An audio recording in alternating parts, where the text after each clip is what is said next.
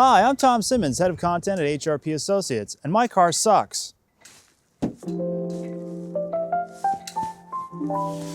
Specifically, the battery. In the warmer months, you can get away with a weak battery, but up here with every day below freezing, this thing's become really unreliable. That's why today, HRP Senior Consultant Joel Hara is going to show you how to use this battery tester. Today we're going to tell you about this battery testing unit. It's cheap, costs about $25, and it's going to tell you if your battery is healthy, if it has enough juice, and if you need to replace it or not. The first step we're going to go over is essential and may not be covered in your battery tester's manual.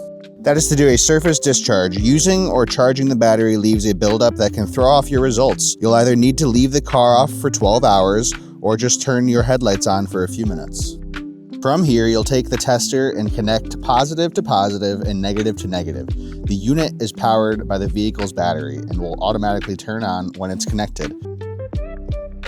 From the main menu, use the enter button to select check. Choose your battery location. Ours is inside the vehicle and connected, so we'll be picking inside the vehicle. Now, everything you need to know to answer these prompts should be written on the battery. Pick a battery. We're picking regular flooded. We're going to be picking CCA for cold cranking amps. We'll pick the CCA we see on the battery. The test will run and you'll get your results. We want to look at SOH and SOC, status of health and status of charge. These two data points are how the tester determines your result below. You can get good battery, good recharge, where the battery is good but needs a recharge.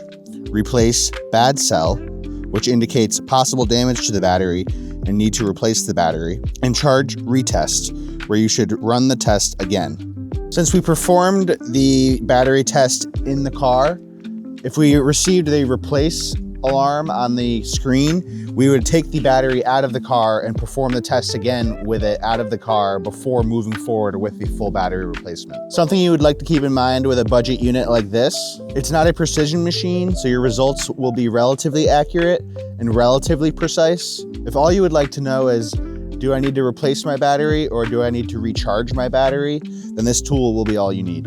That said, almost every time you run the test on your battery, you might get a slightly different result. However, it will remain within a range that is acceptable for what we're trying to use. But by no means is this a precision instrument. So if you're in the market for a tester, please keep that in mind. But for our money, this is just right.